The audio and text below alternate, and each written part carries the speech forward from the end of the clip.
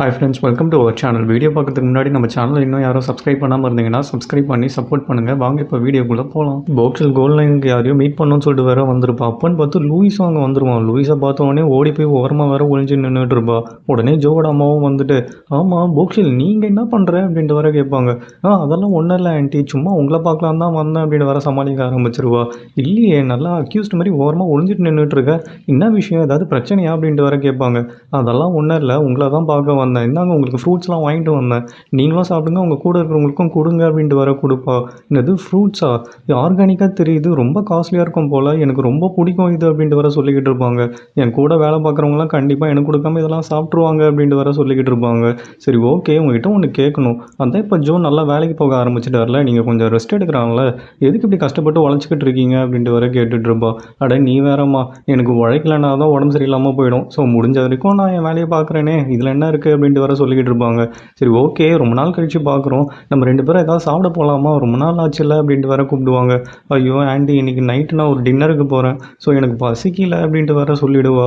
இங்கே கட் பண்ணால் நம்ம மாறியே தான் கட்டுவாங்க. யாரோ இப்போ டேபிளில் ஆரஞ்சு கலர் ரோஸ் வேற வச்சுருப்பாங்க. யார் இந்த ரோஸை வச்சுருப்பா நம்ம டீமில் அப்படின்ட்டு வர யோசிச்சுக்கிட்டே இருப்பா. ஒருவேளை இந்த டோஜன் காப்பி கேட்டால் தான் இருக்குமோ அப்படின்னு சொல்லிட்டு வர யோசிப்பாலாம். சேச்சா வாய்ப்பே கிடையாது, இவனே ஒரு சாவோட காப்பி கேட்டு தான், ஸோ இவனுக்கு சொந்த புத்திலாம் கிடையாது அப்படின்ட்டு வர விட்டுருவா. அப்போ யாராக இருக்கும், ஒரு வேளை லீயாக இருக்குமோ, ஆனால் இவருக்கு தான் கல்யாணம் ஆகி குழந்தெல்லாம் இருக்கே, இவர் எதுக்கு நம்மளுக்கு ரோஸ் வச்சாரு அப்படின்னு சொல்லிட்டு வர யோசிச்சு பார்த்துட்டு இருப்பா. உடனே இமேஜினேஷனை தெரிக்க விட்டுட்டு இருப்பாலாம். ஐயோ வாய்ப்பே இல்லை, நினச்சி பார்க்கவே கேவலமாக இருக்குது அப்படின்னு சொல்லிட்டு தலையிலே வேற அடிச்சுப்பா.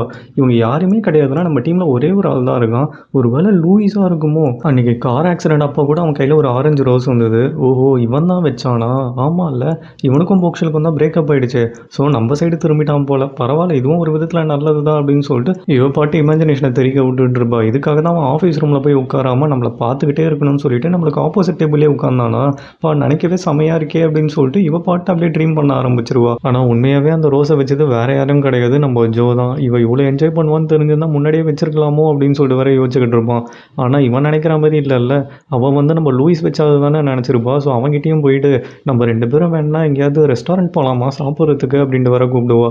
உடனே லூயிஸும் என்ன இவன் வளரிக்கிட்டு இருக்கா, எனக்கு இன்னைக்கு ஈவினிங் கிளாஸ் இருக்குது, ஸோ நான்லாம் வர முடியாது, உனக்கு வேணா நீ போய் தனியாக சாப்பிட்டுக்கோ அப்படின்ட்டு வர மூஞ்சல் அடிச்ச மாதிரி சொல்லிவிடுவான்.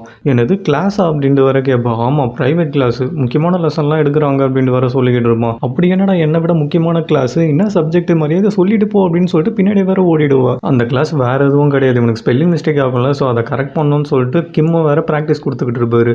இவனை வேற முடியல அப்படின்ட்டு வர சொல்லுவானா, கண்டிப்பாக ட்ரை பண்ணுங்க முடியும் அப்படின்ட்டு வர என்கரேஜ் பண்ணிக்கிட்டு இருப்பாரு.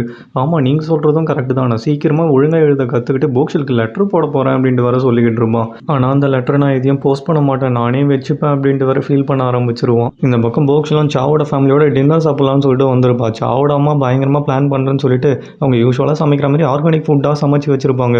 உனக்கு பிடிக்கும்னு நினைக்கிறேன் அப்படின்ட்டு வர சொல்லுவாங்க. கதை முடிஞ்சுது அப்படின்ட்டு வர சாவோ மைண்ட் வாய்ஸ்லேயே கதறிட்டு இருப்பாரு.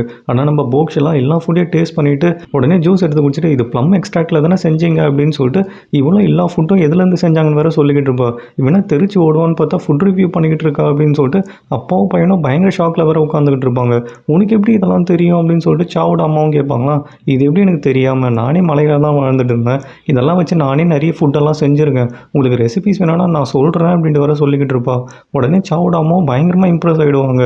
உடனே நம்ம போக்ஸ்லாம் அவங்களுக்கு தெரிஞ்ச எல்லா ரெசிபிஸும் வேற சொல்லுவாங்களாம். பயங்கரமாக வேற இம்ப்ரெஸ் ஆகிடுவாங்க. பிடிக்காம இருந்த பொண்ணு இப்போ பயங்கரமாக வேற பிடிக்க ஆரம்பிச்சிடும் அவங்களுக்கு. இவங்களும் சாப்பிட்டெல்லாம் முடிச்சுட்டு சரி நான் கிளம்புறேன் டேரக்டர் அப்படின்ட்டு வர சொல்லுவான். நான் தான் ட்ரா பண்ணுறேன்னு சொன்னல, ஒழுங்காக வா என் கூட அப்படின்ட்டு வர கூப்பிடுவார். அதெல்லாம் ஒன்றும் வேணாம், நான் பஸ்லேயே போய்க்கிறேன், அதுவே எனக்கு கம்ஃபர்டபுளாக தான் இருக்கும் அப்படின்ட்டு வர சொல்லிக்கிட்டு இருப்பா. அதுதானே நீ எப்போ என் பேச்சை கேட்டிருக்க, சரி ஓகே வீட்டுக்கு போனதும் ஒன்று எனக்கு கால் பண்ணி இல்லை மெசேஜ் பண்ணி ரீச் ஆகிட்டேன்னு சொல்லு, புரியுதா அப்படின்ட்டு வர சொல்லுவார். சரி ஓகே அப்படின்னு சொல்லிட்டு அவளும் அங்கேருந்து கிளம்பிடுவா. உடனே சாவோட அம்மாவும் ஹனி நான் போக்ஸில் ஒரு பெரிய ஓரியன்டல் டாக்டராக ஆக்கலான்னு டிசைட் பண்ணிட்டேன், அவள் மட்டும் டாக்டர் ஆகிட்டா அப்புறம் தான் நம்ம சாவை நான் மேரேஜே பண்ணிக்க சொல்ல போகிறேன். யோசிச்சு பாருங்க, என் மருமக ஒரு பெரிய ஓரியன்டல் டாக்டர்னு சொல்லும் போது இந்த சமுதாயத்தில் எனக்கு எப்படி ஒரு பேர் கிடைக்கும் அப்படின்னு சொல்லிட்டு பயங்கரமாக வேற ஸ்கெட்ச் போட ஆரம்பிச்சிருவாங்க. நினைக்கவே சந்தோஷமாக இருக்கே அப்படின்ட்டு வர கத்திக்கிட்டு இருப்பாங்க. இந்த பக்கம் டிடெக்டிவ் நவோ மாரி அம்மாவோட புக் ஸ்டாலுக்கு வேற வந்திருப்பாரு. வந்து எல்லா புக்ஸையும் எடுத்து வச்சு வேற பயங்கரமாக ஹெல்ப் பண்ணிக்கிட்டு இருப்பாரு. அவர் வேலை பார்க்குறதெல்லாம் பார்த்துக்கிட்டு மாரியோட அம்மாவும் பயங்கரமாக சைட் அடிச்சு நின்றுட்டு இருப்பாங்க. சரி ஓகே மேம், எல்லா புக்ஸையும் எடுத்து வச்சுட்டேன், முடிஞ்சிடுச்சேன்னு நினைக்கிறேன், நான் கிளம்பட்டுமா அப்படின்ட்டு வர கேட்பாரு. ஐயோ போகிறாரே, போக விடக்கூடாது அப்படின்னு சொல்லிட்டு கொஞ்சம் அந்த சேரையும் எடுத்து அந்த இடத்துல போட்டுறீங்களா அப்படின்னு சொல்லிட்டு இவரை தடுத்து நிறுத்தணும் அப்படின்னு சொல்லிட்டு இல்லாத வேலையெல்லாம் வேற வாங்கிட்டு இருப்பாங்க. அந்த டேபிள் இங்கே எடுத்து போடுங்க, இந்த சேர் இங்கே எடுத்து போடுங்கன்னு சொல்லிட்டு மாற்றி மாற்றி எடுத்து எடுத்து எடுத்து வைக்க சொல்லிக்கிட்டு இருப்பாங்க. ஒரு பாயிண்டில் இவருக்கே வேறு ஒரு மாதிரி இருக்கும். என்னது இது மாற்றி மாற்றி ஒரே வேலையை பார்த்துக்கிட்டு இருக்குமே, மேம் ஒரு நிமிஷம் இருங்க, இப்போ தான் இது ரொம்ப அன்ஈவனாக இருக்கிற மாதிரி இருக்குது, முன்னாடி கொஞ்சம் கரெக்டாக இருந்த மாதிரி தான் இருக்குது அப்படின்ட்டு வேறு சொல்லிக்கிட்டு இருப்பாரு. ஓ அப்படியா அப்படின்னு சொல்லிட்டு இவங்களாம் வேறு அப்போ தான் ஐயோ ஆமாம் இல்லை அப்படின்ட்டு வேறு ரியலைஸே பண்ணுவாங்க. ஆமாம் நீங்கள் சொல்கிற மாதிரி பார்க்கவே ரொம்ப வியர்டாக தான் இருக்குது, இப்போ என்ன பண்ணுறது அப்படின்ட்டு வேறு கேட்பாங்க. ஒன்றும் பிரச்சனை இல்லை மேம், நீங்கள் கவலையப்படாதீங்க, திருப்பி நான் எல்லாத்தையும் பழைய இடத்துல எடுத்து வச்சிடுறேன் அப்படின்ட்டு வேறு டிடெக்டிவும் சொல்லுவார். ஐயோ வேணாம் வேணாம், ஆல்ரெடி டைம் ஆகிடுச்சு, விடுங்க இருக்கிறதெல்லாம் அந்தந்த இடத்துல அப்படியே இருக்கட்டும், அதுதான் நல்லது அப்படின்ட்டு வேறு சொல்லிக்கிட்டு இருப்பாங்க. வெளில வேற மழை அடித்து வெளுத்து வாங்கிட்டு இருக்கோம், நான் மழை வரேன்னு எதிர்பார்க்கவே இல்லை, உங்ககிட்ட கொடை இருக்கா அப்படின்னு வேற கேட்பாரு. கொடையா இல்லையே அப்படின்ட்டு வேற சொல்லிடுவாங்க. உடனே டிடெக்டிவும் நீங்கள் வீட்டுக்கு எப்படி போக போகிறீங்க, மழையை வேற பெய்யுது, வேணா வாங்கல நானே ட்ராப் பண்ணிடுறேன், மழையில் போனால் உங்களுக்கு வேறு உடம்பு சரியில்லாமல் போயிடும்ல அப்படின்னு சொல்லிட்டு ரொம்ப கேரிங்காக வேற பேசுவார். உடனே மாரியோட அம்மாவுக்கும் பயங்கர ஆழம் வந்துடும். ஐயோ மேம் நான் ஏதாவது தப்பாக பேசிட்டேன்னா என்னை மன்னிச்சிருங்க அப்படின்ட்டு வேற சொல்லுவார். நீங்கள் தப்பாலாம் எதுவும் பேசலை, இந்த மாதிரி வார்த்தையெல்லாம் கேட்டு பல வருஷம் ஆகுது, யாருமே என்கிட்ட இவ்வளோ கேரிங்காக பேசுனதே கிடையாது, நீங்கள் இவ்வளோ கேரிங்காக பேசும்போது என்னால் கண்ட்ரோலே பண்ண முடியல, ரொம்ப தேங்க்ஸ் அப்படின்ட்டு வேற சொல்லிக்கிட்டு இருப்பாங்க. உடனே இவருக்கும் வேற ஒரு மாதிரி போயிடும். ரெண்டு பேரும் பேசுகிறத வேற வெளில யாரோ காரில் உட்காந்து வேற பார்த்துக்கிட்டு இருப்பாங்க. எனக்கு அது பேக் மாதிரி இருக்குது, உங்களுக்கு யார் மாதிரி இருக்குன்னு சொல்லிட்டு கமெண்ட் செக்ஷனில் மறக்காமல் கமெண்ட் பண்ணுங்கள். இந்த பக்கம் லூயிஸோ மழையை பார்த்தோன்னே போக்ஷன் உனக்கு மழைனாலே ஆகாதே, நீ எப்படி இருக்க அப்படின்னு சொல்லிட்டு வேற கவலைப்பட ஆரம்பிச்சிருவான். இவன் கவலைப்படுற மாதிரி போக்ஷலுக்கும் செம்ம ஜுரம் அடிக்க ஆரம்பிச்சிடும். அவளால் கண்ணை கூட திறக்க முடியாமல் நடுங்கிட்டு வேற படுத்துக்கிட்டு இருப்பா. ஆனால் இது எதுவுமே சாக்கு தெரியாதுல்ல, அவர் வேற ஃபோனையை பார்த்துட்டு உட்காந்துட்டு இருப்பாரு. வீட்டுக்கு போனவொடனே கால் பண்ணுன்னு சொன்னேன், கால் பண்ணுறலான்னு பாரு, இவரை நினச்சி கவலைப்படுறதே என் வேலையாக போயிடுச்சு அப்படின்னு சொல்லிட்டு இவரும் வேற பொறுக்க முடியாமல் கால் பண்ணிவிடுவார். உன்னை நான் வீட்டுக்கு போனவொடனே கால் பண்ணுன்னு சொன்னேன், ஏன் பண்ணல அப்படின்னு சொல்லிட்டு வேற கத்த ஆரம்பிச்சிருவாரு. உன்னை நினச்சா எனக்கு எவ்வளோ திறமா கவலையாக இருக்குது அப்படின்னு வேற ஃபீல் பண்ணிக்கிட்டு இருப்பாராம். ஐயோ சாய் நான் மன்னிச்சிருங்க, என்னை நினச்சி நீங்கள் ரொம்ப கவலைப்படுறீங்களா, எனக்கு உடம்பு சரியில்லை அப்படின்னு சொல்லிட்டு பேசிகிட்டு இருக்கும்போது அப்படியே வேற மைக்கடிச்சு விழுந்துருவா. ஹலோ போக்ஸில் உனக்கு என்னாச்சு, உடம்பு சரியில்லையா அப்படின்னு சொல்லிட்டு சாவம் வேற கத்திக்கிட்டு இருப்பாரு. இங்கே கட் பண்ண நம்ம லூயிஸை தான் காட்டுவாங்க. இவ்வளோ மழை பெய்யுதுன்னா கண்டிப்பாக போக்ஸலுக்கு உடம்பு சரியில்லாமல் தான் போயிருக்கும், இதுக்கு மேலே பொறுத்தா வேலைக்கு ஆகாது, நம்மளே போயிடலாம் அப்படின்னு சொல்லிட்டு இவனை வேற மருந்து மாத்திரலாம் வாங்கிட்டு வேற போயிட்டு இருப்பான். ஆனால் இவன் போகிறதுக்கு முன்னாடி அங்கே சாவம் வந்துருவாரு. அங்கே சாவை பார்த்தா அந்த நிமிஷமே நம்ம லூயிஸோட மனசு வர சுக்குநூறாக வேற உடஞ்சிரும். இவனால் வலி தாங்க முடியாமல் போக்ஸில் என் ஹார்ட் ஏன் இவ்வளோ வலிக்குதுன்னு எனக்கு தெரியல, என்னால் இதை ஏற்றுக்கவே முடியல, எனக்கு பயங்கரமாக வலிக்குது அப்படின்னு சொல்லிட்டு அங்கேயே நின்று வேற மழையிலேயே அழுதுகிட்டு இருப்பான். வீட்டுக்கு வந்த பிறகும் அதே யோசிச்சுட்டு போக்ஷல் இந்த மனுஷங்க எப்படி தான் ஒருத்தர மாற்றி ஒருத்தர் ரீசன் இருக்கோ இல்லையோ மாற்றி மாற்றி ஹர்ட் பண்ணுறாங்களோ எனக்கு தெரியல அப்படின்னு சொல்லிட்டு யோசிச்சு தான் பார்த்துருக்கேன். ஆனால் கடைசியில் இப்போ எனக்கு நடக்கும் போது தான் அந்த வலி எனக்கு புரியுது. நான் தான் உங்கள்கிட்ட முன்னாடியே சொல்லியிருக்கேன்ல, அவருக்கு உன்னை பிடிச்சாலும் உனக்கு அவரை பிடிக்கக்கூடாது, அப்படி உனக்கு பிடிச்சதுன்னா அது எனக்கு ரொம்ப வலியை தரும்னு நான் சொல்லியும் ஆனால் இப்போ இப்படி நடந்துடுச்சு, என்னால் இதை ஏற்றுக்கவே முடியல அப்படின்னு சொல்லிட்டு நைட்டெல்லாம் அதே யோசிச்சு வேற தூங்காமல் உட்காந்துக்கிட்டு இருப்பான். காலையில் ஏஞ்ச உடனே மொதல் வேலையாக அவங்க பாட்டிக்கிட்டேயும் போயிட்டு பாட்டி நான் திருப்பி ஃப்ரான்ஸ்க்கே போயிடலான்னு இருக்கேன் அப்படின்ட்டு வர சொல்லுவான். உடனே எல்லாரும் வேற பயங்கர ஷாக் ஆகிடுவாங்க, ஏன் இப்படி சொல்கிறான் அப்படின்னு சொல்லிட்டு. உடனே இவன் பாட்டியும் லூயிஸ் கண்ணா உனக்கு என்னதான்ப்பா ஆச்சு, நான் இவ்வளோ நாள் உன்னை பிரிஞ்சிருந்ததே பெரிய தப்புன்னு நான் நினச்சிக்கிட்டு இருக்கேன், திருப்பி அங்கே போகிறேன்னு சொல்கிறேன், என்னால் உன்னை விட்டு பிரிஞ்சு ஒரு நிமிஷம் கூட இருக்கவே முடியாது, ப்ளீஸ் பா என் கூடியே இரு அப்படின்ட்டு வர கதறி கதறி அழ ஆரம்பிச்சிருவாங்க. பாட்டி எனக்கு கொஞ்ச நாள் தனியாக இருக்கணும்னு தோணுது, ஸோ ப்ளீஸ் நான் திரும்பி வந்துடுவேன், நீங்கள் என்ன நினச்சி எதுவும் கவலைப்படாதீங்கன்னு சொல்லிட்டு ஒரு வழியாக அவங்களையும் கன்வின்ஸ் பண்ணி இங்கேருந்து வர கிளம்பலாம்னு சொல்லிட்டு வர ரெடி ஆகிடுவான். போகிறதுக்கு முன்னாடி எல்லாரையும் சொல்லிட்டு போனோன்னு சொல்லிட்டு ஜோட அம்மாவையும் வேற பார்க்க வந்திருப்பான். அவங்களும் காஃபி எடுத்துகிட்டு வந்து கொடுப்பாங்களாம். ஆண்டி உங்கள் காஃபி அடிச்சுக்க ஆளே இல்லை தெரியுமா, இந்த உலகத்தில் எங்கேயுமே இவ்வளோ சூப்பரான காஃபி கிடைக்கவே கிடைக்காது அப்படின்ட்டு வேற பயங்கர எமோஷ்னலாக பேசிக்கிட்டு இருப்பான். உடனே அவங்களும் டே லூயிஸ் ஏன்டா திடீர்னு எங்களெல்லாம் விட்டுட்டு போகிற அப்படின்னு சொல்லிட்டு பயமாக வேற ஃபீல் பண்ண ஆரம்பிச்சிருவாங்க. ஆண்டி நீங்கள் எதுவும் ஃபீல் பண்ணாதீங்க, கண்டிப்பாக நான் சீக்கிரமாக திரும்பி வந்துடுவேன் அப்படின்ட்டு வேற சொல்லிக்கிட்டு இருப்பான். ஆமாம் ஆண்டி ஜோ எங்கே அப்படின்ட்டு வேற கேட்பான். கீழே ஜோவா பயங்கரமாக வேற ஃபீல் பண்ணிக்கிட்டு இருப்பான், லூயிஸ் வேற ஃப்ரான்ஸுக்கு போகிறானே அப்படின்னு சொல்லிட்டு. இவனுக்கு என்ன ஆச்சு, பைத்தியம் ஏதாவது பிடிச்சிடுச்சா, இவன் இல்லாமல் நான் எப்படி இருப்பேன்னு சொல்லிட்டு கொஞ்ச நேரம் யோசிச்சு பார்க்குறானா பாரு அப்படின்னு சொல்லிட்டு லவ்வர் மாதிரி வேற ஃபீல் பண்ண ஆரம்பிச்சிருவான். இவனுக்கு மட்டும் இப்போ உடம்பு சரியில்லாமல் போயிடுச்சுன்னா இவனால் போக முடியாதுல்ல அப்படின்னு சொல்லிட்டு சின்ன பையன் மாதிரி சாப விட்டுட்டு வேற உட்காந்துக்கிட்டு இருப்பான். உடனே ஜோவோட அம்மாவும் அவன் கீழே மூஞ்சில் முழிக்க முடியாமல் உட்காந்துக்கிட்டு இருக்கான். நீ போகிறதே அவனுக்கு பிடிக்கலடா, அதனால போகும்போது அவங்ககிட்ட ஒரு வார்த்தை சொல்லிட்டு போயிடுன அப்படின்ட்டு வேற சொல்லுவாங்க. சரி ஓகே ஆண்டி, அதுக்கு முன்னாடி எனக்கு ஒரு ப்ராமிஸ் பண்ணுங்க, போக்ஸில் பத்திரமா பார்த்துப்பேன் அப்படின்னு சொல்லிட்டு. அவளுக்கு நம்மளை விட்டால் வேற யாரும் கிடையாது, ஸோ உங்களை பொண்ணு மாதிரி பார்த்துக்கோங்க அப்படின்ட்டு வேற கேட்பான். உடனே அந்த ஆண்டியும் ஏன்டா இதெல்லாம் நீ எனக்கு சொல்லி தான் ஆகணுமா, நீ சொல்கிறதுக்கு முன்னாடி அவளை நான் எப்பயும் என் பொண்ணாக நான் ஏற்றுக்கிட்டேன், அவளை நான் பார்த்துக்கிறேன் அப்படின்ட்டு வர சொல்லுவாங்க. பரவாயில்லையே, ஆனால் நீ ரொம்ப மெச்சூராக பேச ஆரம்பிச்சுட்ட, நான் நினச்சா எனக்கு பெருமையாக தான்டா இருக்குது அப்படின்ட்டு வர சொல்லிக்கிட்டு இருப்பாங்க.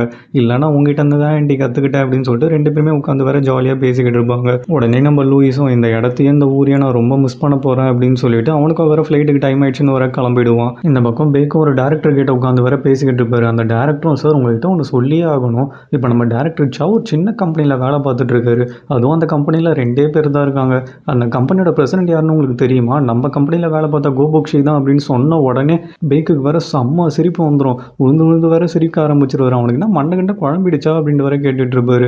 சார் எனக்கும் அதே தான் டவுட்டாக இருக்குது. என் 20 வருஷம் சர்வீஸில் இந்த மாதிரி ஒரு முட்டாள்தனமான கரியர் டிசிஷன் எடுத்த ஆளை நான் பார்த்ததே கிடையாது அப்படின்ட்டு வேற சொல்லிக்கிட்டு இருப்பாரு. அந்த பொண்ணு பேர் என்ன சொன்னீங்க? போக்ஷல். அவளை நினைக்கும் போது எனக்கு ரொம்ப பெருமையாக இருக்குது. எனக்கு அவளை ரொம்ப பிடிச்சிருக்கு அப்படின்ட்டு வர இவரும் கலாச்சிக்கிட்டு இருப்பாரு. இங்கே நம்ம போக்ஷில் தான் கட்டுவாங்க. அவளை உட்காந்து வேலை பார்த்துட்டு இருப்பாள். அவங்க ப்ராடக்ட்ஸ்க்கு வேற யாரும் ரிவ்யூலாம் கொடுத்துருப்பாங்க. யார் இது அப்படின்னு சொல்லிட்டு வேற இவ்வளோ பார்த்தா நம்ம லூயிஸை வேற எல்லா ப்ராடக்ட்ஸும் ரொம்ப சூப்பராக இருக்குது, ரொம்ப ஆர்கானிக்காக இருக்குது, அப்படியே மெயின்டைன் பண்ணுங்கள். அதேமாரி உன்னோட ஹெல்த்தையும் நீ ரொம்ப பார்த்துக்கோ, நான் ஃப்ரான்ஸ் போகிறேன் அப்படின்ட்டு வர சொல்லிடுவான். அதை பார்த்தோன்னே இவளுக்கா மனசு ரொம்ப கஷ்டமாயிடும். என்னை விட்டு ஏன்டா இவ்வளோ தூரம் போகிற, நம்ம ஒரே வானத்துக்கு கீழே வாழணும்னு சொல்லிட்டு தானே முடிவு பண்ணியிருந்தோம் அப்படின்ட்டு வேற ஃபீல் பண்ண ஆரம்பிச்சிருவா. அப்பன்னு பார்த்து இவளுக்கு ஒரு பார்சல் வேறு வரும். என்ன பார்சல் இது அப்படின்னு சொல்லிட்டு வேறு இவ்வளோ ஓப்பன் பண்ணி பாப்பா. உள்ளே பார்த்தா நம்ம லூயிஸோட மெமரி புக்கு.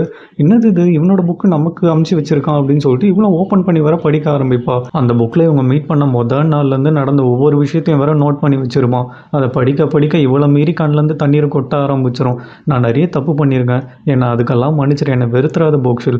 நான் வேற இப்போ ஃப்ரான்ஸ் போகிறேன், உன்னை நீ நல்லா பத்திரமா பார்த்துக்கோனே, எனக்கு உன்னை ரொம்ப பிடிக்கும், நான் உன்னை ரொம்ப மிஸ் பண்ண போகிறேன், குட் பை போக்ஷில் அப்படின்ட்டு வேற போட்டிருப்பான். அதை படித்த உடனே இவளுக்காக கண்ட்ரோலே பண்ண முடியாது, கதறி வேற அழ ஆரம்பிச்சிருவா. அப்போன்னு பார்த்து சாவும் வந்துடுவார். இவ ஃபீல் பண்ணுறதை பார்த்த உடனே டிஸ்டர்ப் பண்ண வேணாம் அப்படின்னு சொல்லிட்டு அப்படியே வேற வெளில போயிடுவார். இந்த பக்கம் கிம்மா வேற லூயிஸ்க்காக ஏர்போர்ட்டில் வெயிட் பண்ணிக்கிட்டு இருப்பாரு. ரொம்ப நேரம் ஐயா வந்தே இருக்க மாட்டான். சரி ஓகே கால் பண்ணி பார்க்கலாம் ட்ரை பண்ணால் ஃபோனை எடுக்க மாட்டான். என்னாச்சு இவருக்கு அப்படின்னு சொல்லிட்டு ஏர்போர்ட் ஃபுல்லாக வேற தேடி பார்ப்பாரு. வேறு வழி இல்லாமல் வீட்டுக்கு ஒரு வாரம் யோவும் பார்த்துட்டு என்னாச்சு வீட்டுக்கு வந்துட்டீங்க, என்ன மிஸ் பண்ணுறீங்களா என்ன அப்படின்ட்டு வர கேட்டுட்டு இருப்பாங்க. அதேமாதிரி லூயிஸ் திருப்பியும் காணாமல் போயிட்டாருன்னு நினைக்கிறேன் அப்படின்ட்டு வர சொல்வார். என்ன சொல்கிறீங்க அப்படின்ட்டு யோ வேற பயங்கர டென்ஷன் ஆகிடுவாங்க. எல்லாரும் இந்த பக்கம் டென்ஷனில் இருக்க நம்ம லூயிஸ் வேற யாருக்கும் சொல்லாமல் பஸ் ஏறி பூஸ் அணிக்க வேற போயிடுவான். பஸ்ஸில் போயிட்டு இருக்கும்போது தூரத்தில் ஒரு பையன் உட்காந்து ஜூஸ் வேற குடிச்சிட்டு இருப்பான். இந்த பையனை நம்ம எங்கேயும் பார்த்த மாதிரி இருக்கே அப்படின்னு வேற யோசிச்சு பார்த்துக்கிட்டு இருப்பான். அப்போ தான் இவனுக்கே ஸ்ட்ரைக் ஆகும், பார்க்கறதுக்கு நம்ம போக்னா மாதிரியே இருக்கானே, ஆனால் அவன் தான் கார் ஆக்சிடென்ட்டில் இறந்துட்டானே, அப்புறம் எப்படி இங்கே வருவான், பேசாமல் கிட்ட போய் பார்க்கலாமா அப்படின்னு சொல்லிட்டு அங்கிள் பஸ் ஒரு நிமிஷம் நிறுத்துங்க அப்படின்னு சொல்லிட்டு வேற இறங்கி ஓடி வருவான். கிட்ட வந்துட்டு போக்னாம்னு கூட்ட உடனே நான் தான் உங்களுக்கு என்ன வேணும் அப்படின்ட்டு வேற கேட்பான். அப்போ நீ தான் போக்னாமா, நான் உன்னை நினச்சி எவ்வளோ தரமாக கவலைப்பட்டேன், உன்னை எங்கெங்கெல்லாண்டா தேடுறது, ஏன்டா நீ எங்களை பார்க்க வரல அப்படின்னு சொல்லிட்டு கட்டி பிடிச்சி வர கதற ஆரம்பிச்சிருவான். அப்போ தான் போக்னாம்க்கே ஸ்ட்ரைக் ஆகும், ஓஹோ இவன் அந்த கார் பார்ட்டி தானே, ஐயோ இவன் கையில் போய் மாட்டணுமே அப்படின்னு சொல்லிட்டு உடனே பதட்டத்தில் என்ன பண்ணுறதுனே தெரியாம பிடிச்சி அவனை தள்ளி விட்டு வேற ஓட ஆரம்பிச்சிருவான். ஐயோ என்ன மன்னிச்சிருங்க, நான் தெரியாமல் உங்ககிட்ட அந்த காரை திருடிட்டேன் அப்படின்னு சொல்லிட்டு வேற ஓடிக்கிட்டு இருப்பான். டேய் நான் உன்னை எதுவும் பண்ண மாட்டேன்டா, ஒரு நிமிஷம் நில்லு அப்படின்னு சொல்லிட்டு பின்னாடியே வேற துரத்துக்கிட்டு இருப்பான். ஆனால் அந்த போக்னாமா நிற்காம போய் ஒரு செடி பின்னாடி வேற ஒளிஞ்சுப்பான். இவன் எங்கே போனானே தெரியலையே, இவங்க அக்கா அணில், இவன் என்னன்னே தெரியலையே அப்படின்ட்டு வேற யோசிச்சு பார்த்துட்டு இருப்பான். அப்போ தான் போக்ஷில் இவன் ஒரு தவளைன்னு சொன்னதே வேற ஞாபகம் வரும். நீ உண்மையாகவே தவளை தாண்டா, உன்னை என்னால் பிடிக்கவே முடியல, தயவு செய்து என் முன்னாடி வந்துரு, நான் உன்னை எதுவும் பண்ண மாட்டேன் அப்படின்னு வேற கற்றுக்கிட்டு இருப்பான்.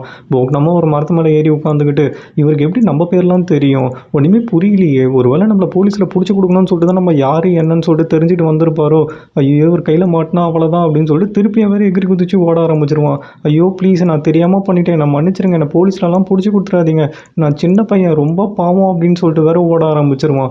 டேய் உன்னை சத்தியமாக நான் எதுவுமே பண்ண மாட்டேன், உங்ககிட்ட கொஞ்சம் நேரம் பேசணும்டா நில்லு அப்படின்னு சொல்லிட்டு திருப்பியும் வேற லூயிஸும் பின்னாடியே துரத்திட்டே ஓடுவான். அப்பன்னு பார்த்து ஒரு சைக்கிள் காரனும் வேகமாக வந்து லூயிஸை இடித்து அப்படியே வர கீழே தள்ளிடுவான். கீழே விழுந்த வேகத்தில் அவன் தலையில் வர பட்ட இடத்துல வர திருப்பி பட்டுரும். ஐயோ பட்ட இடத்துல படுதே, எனக்கு தலைவலி தாங்க முடியல அப்படின்னு சொல்லிட்டு வர கதற ஆரம்பிச்சிருவான். இவனும் தடுமாறி வர ஏஞ்சிக்க ட்ரை பண்ணுவானே, எதிர வேற ஒரு ஃபயர் ஹைட்ரண்ட் இருக்கும். அதை பார்த்தோன்னே பழசெல்லாம் வர ஸ்ட்ரைக் ஆக ஆரம்பிச்சிடும். இதேமாரி ஒரு ஃபயர் ஹைட்ரண்ட்டில் தான் இவன் தலை மோதி அப்படியே பழசெல்லாம் மறக்க ஆரம்பிச்சிருப்பான். ஸோ அதுவரை உனக்கு ஸ்ட்ரைக் ஆகுமா, என்னது இது ஏதோ நடந்த மாதிரியே ஞாபகம் வருது அப்படின்னு சொல்லிட்டு தலையை பிடிச்சிட்டு வர அப்படி கீழே படுத்துருவான். ஐயோ என்னால் வலி தாங்க முடியலையே அப்படின்னு சொல்லிட்டு எங்கே கட் பண்ணால் அதே பூசானில் தான் நம்ம சாவும் போக்ஷெல்லாம் வேற பிஸ்னஸ் ட்ரிப் வந்திருப்பாங்க. 2 பேரும் உட்காந்து பிஸ்னஸ் வேறு பேசிகிட்டு இருப்பாங்களாம். ஆனால் சாக் வேறு ரொம்ப நாளாக மனசுக்குள்ள ஒன்று உறுத்திட்டே இருக்கும்ல, அதை கேட்கணும்னு சொல்லிட்டு போக்ஷில் உங்கள்கிட்ட ஒன்று கேட்டே ஆகணும். ஃபர்ஸ்ட் டைம் நான் வீட்டுக்கு வரும்போது நீயும் லூயிஸும் சாப்பாடு மேலே கொட்டுக்குச்சின்னு சொல்லிட்டு தானே தொடச்சிக்கிட்டு இருந்தீங்க, வேறு எதுவும் இல்லையே அப்படின்ட்டு வேற கேட்பாரு. ஆமாம் பாஸ் வேற என்ன அப்படின்ட்டு வேற கேட்பா. வேற என்னவானா என்னென்னவோ நினச்சிட்டேன் அப்படின்ட்டு வேற இவரும் நிம்மதியாக உட்காந்துக்கிட்டு இருப்பாரு. ஆமாம் லூயிஸ் ஃப்ரான்ஸ் போயிட்டானே உனக்கு தெரியுமா அப்படின்ட்டு வேற கேட்பாரு. நல்லாவே தெரியும் சா, அவன் எனக்கு ஒரு குட் பை லெட்டர் அனுப்பிச்சிருந்தான் அப்படின்ட்டு வேற ஃபீல் பண்ண ஆரம்பிச்சிருவா. நீ அவனை நினச்சி எதுவும் ஃபீல் பண்ணாத, அவன் எங்கே போனாலும் பொழைச்சிப்பான். நம்ம ஆஃபீஸ் பாத்ரூம்லேயே படுத்து தூங்கினவன் தானே அவன், எங்கே படுத்தாலும் அவனுக்கு தூக்கம் வரும் அப்படின்ட்டு வர சொல்லிக்கிட்டு இருப்பாரு. உடனே இவ்வளோ ஜோவியலாக இருக்கான்னு சொல்லிட்டு காமிச்சிக்கணும்னு சொல்லிட்டு அவன் பாத்ரூமில் மட்டும் இல்லை பெஞ்சு ஸ்டேர்ஸு எல்லா இடத்துலையும் படுத்து தூங்குவான் அப்படின்னு சொல்லிட்டு வேற காமெடி பண்ணிக்கிட்டு இருப்பா. சரி பேசுனது போதும் சீக்கிரம் சாப்பிட்றியா அப்படின்ட்டு வேற சொல்வார். இவங்களும் சாப்பிட்டு முடிச்சுட்டு வேற வந்துக்கிட்டு இருப்பாங்க. உடனே சாவும் எனக்கு ஒரு முக்கியமான வேலை வந்துடுச்சு, நான் சியோலுக்கு போகிறேன், நீங்கள் இருந்து எல்லா வேலையும் முடிச்சுட்டு வாங்க அப்படின்ட்டு வர சொல்லுவார். சரி ஓகே பாஸ், சப்ளைஸ் கிட்ட நானே பேசிக்கிறேன், நீங்கள் பார்த்து போயிட்டு வாங்க அப்படின்ட்டு வர சொல்லுவா. இவரை வேற கிளம்பிடுவாரா, இவ்வளோ ரூமுக்கு போகணும்னு சொல்லிட்டு ரயில்வே ஸ்டேஷனுக்கு வர போயிட்டு இருப்பா. அங்கே ரயில்வே ஸ்டேஷனில் வேற ஒருத்தன் ட்ராக் சூட் போட்டு வேற பிச்சை எடுத்துட்டு இருப்பான். உடனே போக்சலும் யார் இது அப்படின்னு சொல்லிட்டு வேற நின்று பார்த்துக்கிட்டு இருப்பா. பார்த்தா நம்ம லூயிஸ் திருப்பி பழையபடி அந்த ட்ராக் சூட்டை போட்டு வேற பிச்சை எடுக்க ஆரம்பிச்சிருவான். இந்த குளத்துல லூயிஸை பார்த்த உடனே போக்சலுக்கு என்ன பண்ணோன்னே தெரியாது. உடனே வேற லூயிஸ், உனக்கு என்னடா ஆச்சு, இங்க என்ன பண்ணிக்கிட்டு இருக்க, நீ பிரான்ஸ் போறோம் தானே என்கிட்ட சொன்ன, இங்க என்ன பண்ற, உனக்கு என்னதான் ஆச்சு அப்படின்ட்டு வேற கேட்டுட்டு இருப்பா.